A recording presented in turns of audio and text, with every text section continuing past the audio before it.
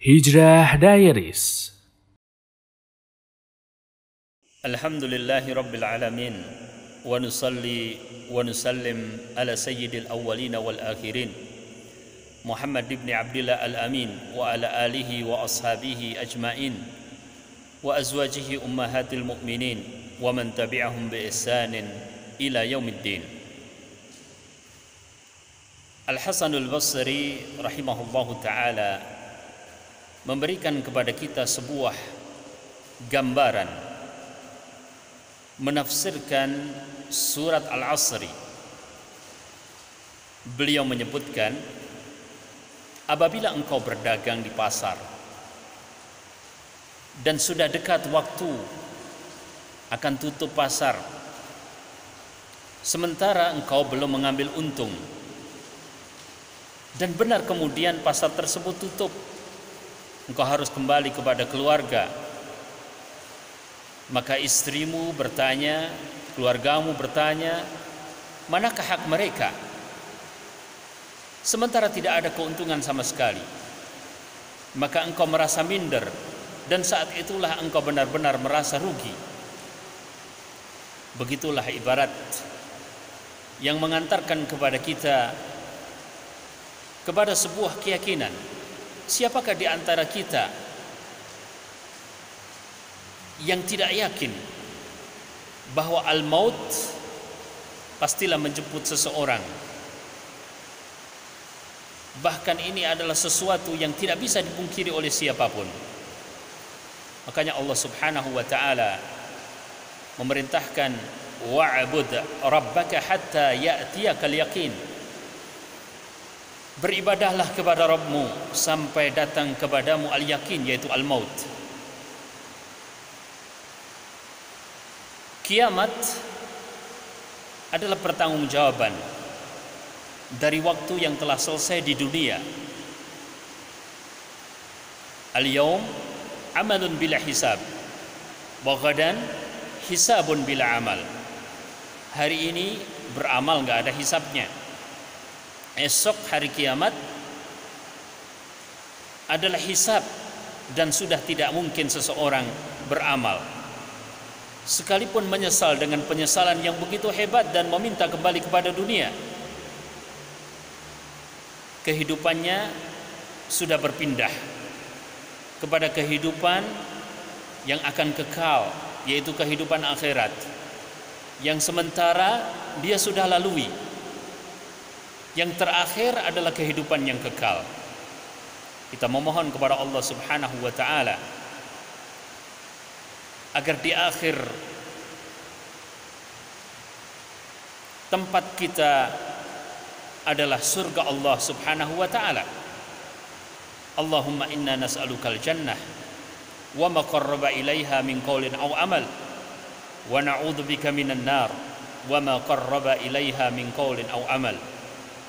Allahumma inna nas'alukal jannah, Allahumma inna nas'alukal jannah, Allahumma inna nas'alukal jannah, wa na'udzubika minan nar, wa na'udzubika minan nar, wa na'udzubika minan nar. Maka nasihat di dalam surat Al-Asr ini luar biasa, sebagaimana digambarkan oleh Al-Hasan al-Basri.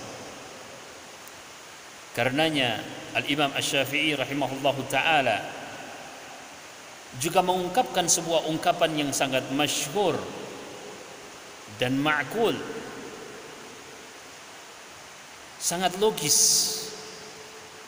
Beliau mengatakan, "Lau ma anzalallah hujjatan 'alan nasi siwa hadhil ayah atau siwa hadhis surah lakafathum." Kalau Allah tidak menurunkan hujjah kepada manusia melainkan surat ini, cukuplah untuk mereka. Pendek suratnya, tetapi sangat agung maknanya. Bagaimana Allah Subhanahu wa ta'ala berfirman, wal 'asri innal insana lafi khusrin illa alladhina amanu wa 'amilus salihat wa tawasaw bil haqq wa tawasaw bis sabr. Demi masa, demi waktu, Sesungguhnya manusia itu benar-benar di dalam kerugian, kecuali orang yang beriman, beramal saleh, saling nasihat menasihati di dalam kebenaran, saling nasihat menasihati di dalam kesabaran. 4 perkara yang Allah Subhanahu wa taala sebutkan sebagai kesempurnaan syarat agar dia beruntung di akhirat. Dan Allah Subhanahu wa taala ingatkan pada modal yang terpenting pada diri manusia, yaitu kesempatan di saat Allah Subhanahu wa taala masih memberikan kehidupan. Dialah Allah Subhanahu wa taala yang memberikan kehidupan. Dialah Allah Subhanahu wa taala yang mematikan. Dialah Allah Subhanahu wa taala yang mengumpulkan seluruh manusia setelah kehidupannya di dunia. Allah Subhanahu wa taala bersumpah dengan waktu itu. Dan Allah berhak untuk bersumpah dengan apapun di antara makhluk-makhluknya. Makhluk yang digunakan oleh Allah Subhanahu wa taala di dalam bersumpah adalah yang mempunyai makna yang begitu dalam. Allah Subhanahu wa taala setiap hari menunjukkan kepada kita bagaimana dimulai suatu hari, kemudian diakhiri, kemudian berganti kepada hari berikutnya, kemudian seterusnya hingga Allah Subhanahu wa taala kelak apa yang menandakan akan kemunculan hari sudah hancur, matahari sudah hancur,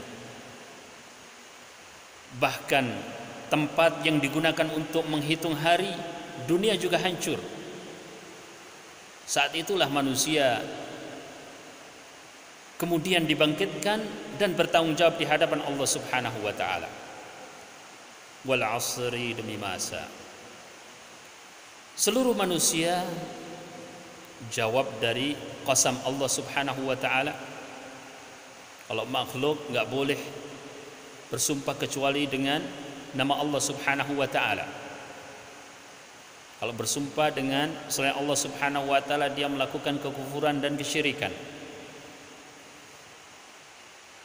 Wawul qasam wal 'asr kemudian dijawab dengan jawabul qasam, innal insana lafi khusrin. Sesungguhnya manusia itu benar-benar berada di dalam kerugian, kecuali orang yang mempunyai sifat-sifat yang akan disebutkan oleh Allah Subhanahu wa taala. Gak ada lagi selain itu. Hanya itu saja.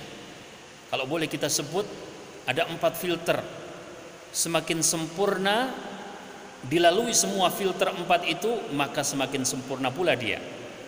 Seperti digambarkan juga oleh Ibnul Qayyim rahimahullahu taala.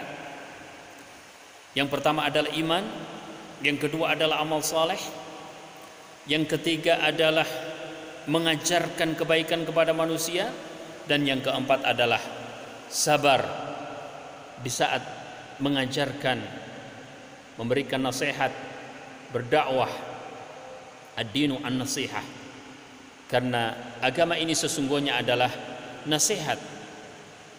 Allah Subhanahu wa taala jadikan syarat yang pertama adalah iman. Gak mungkin beruntung kecuali mereka yang beriman. Makanya yakinlah pada firman Allah Subhanahu wa taala, innad dina 'indallahil Islam. Sesungguhnya agama di sisi Allah adalah al-Islam. Wa may yabtaghi ghairal islami dina. Dan barang siapa yang menghendaki selain Islam sebagai agamanya, falan yuqbala minhu, maka tidak akan diterima oleh Allah. Allah Subhanahu wa taala yang punya akhirat. Jadi kita harus meyakini apa yang Allah Subhanahu wa taala firmankan. kalau pengen selamat. Selain Islam tidak diterima sama Allah Subhanahu wa taala. Seluruh agama para nabi dan rasul adalah Islam. Maka tidak akan diterima dari seseorang yang memilih selain Islam, wa huwa fil akhirati minal khasirin, dan dia di akhirat akan termasuk orang-orang yang khasir, yang merugi. Innal insana lafi khusrin illa alladziina amanu. Dalam sebuah hadis Rasulullah sallallahu alaihi wasallam mengatakan, la yadkhulul jannata illa mu'minun. Tidak akan masuk surga kecuali orang yang beriman. Kecuali orang yang jiwanya muslimah kepada Allah Subhanahu wa taala. Wala tamutunna illa wa antum muslimun. Janganlah kalian meninggal melainkan dalam keadaan muslim, berserah diri kepada Allah Subhanahu wa taala dengan Islam yang dibawa oleh Rasulullah sallallahu alaihi wasallam. Kemudian iman itu pastilah diikuti dengan amal, dan itu adalah bagaikan buah dari sebuah pohon yang telah tertancap dengan kuat, kemudian menghasilkan buah-buahan yang bermanfaat. Laisal imanu bitamanni walakin ma waqara fil qalbi wa saddaqahu al-amal. Iman itu bukan angan, tetapi apa yang ada tertancap kuat di dalam hati dan kemudian dibenarkan oleh amalannya. Makanya Ahlus Sunnah wal Jamaah mengatakan bahwasanya iman itu adalah membenarkan dengan hati, mengucapkan dengan lisan, dan mengamalkan dengan perbuatan. Bahkan akan nampak indah iman tersebut apabila diamalkan. Kemudian seorang yang telah beriman, telah beramal saleh, mengikuti Rasulullah SAW dan ikhlas karena Allah Subhanahu wa taala, jangan dia beramal hanya untuk dirinya sendiri. Allah Subhanahu wa taala ingin sebanyak-banyaknya orang masuk ke dalam surga Allah Subhanahu wa taala. Rasulullah SAW mengabarkan, apakah kalian ridha wahai para sahabat bahwasanya separuh penduduk surga itu adalah kalian, yakni kaum muslimin, ya. Maka dengan sukacita para sahabat mengagungkan Allah Subhanahu wa taala karena bergembira dengan kabar dari Rasulullah sallallahu alaihi wasallam. Mengajarkan al-Islam berarti mengajarkan orang untuk masuk ke dalam surga. Mengajarkan Islam berarti mengajak orang ke dalam kebahagiaan yang hakiki, bukan kebahagiaan yang semu. Jangan sampai orang nanti tertipu, ternyata dia merugi di akhirat. Kita yang yakin, marilah kita ajak orang-orang untuk masuk ke dalam din Allah Subhanahu wa taala. Qul ta'alau, katakanlah, kemarilah. Kemarilah kepada apa? Ila kalimatin sawa'in bainana wa bainakum. Untuk kata yang sama antara kami dan juga kalian. Yaitu apa? Ibadah ikhlas hanya kepada Allah Subhanahu wa taala. Tidak satu pun di antara nabi dan rasul kecuali mengajarkan tauhid. Nabi Adam, kemudian awal Rasul Nabi Nuh,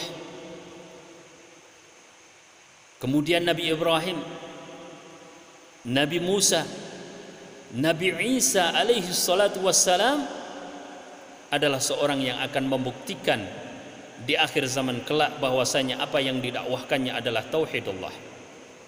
Marilah kita ajak semuanya. Din ini adalah nasihat.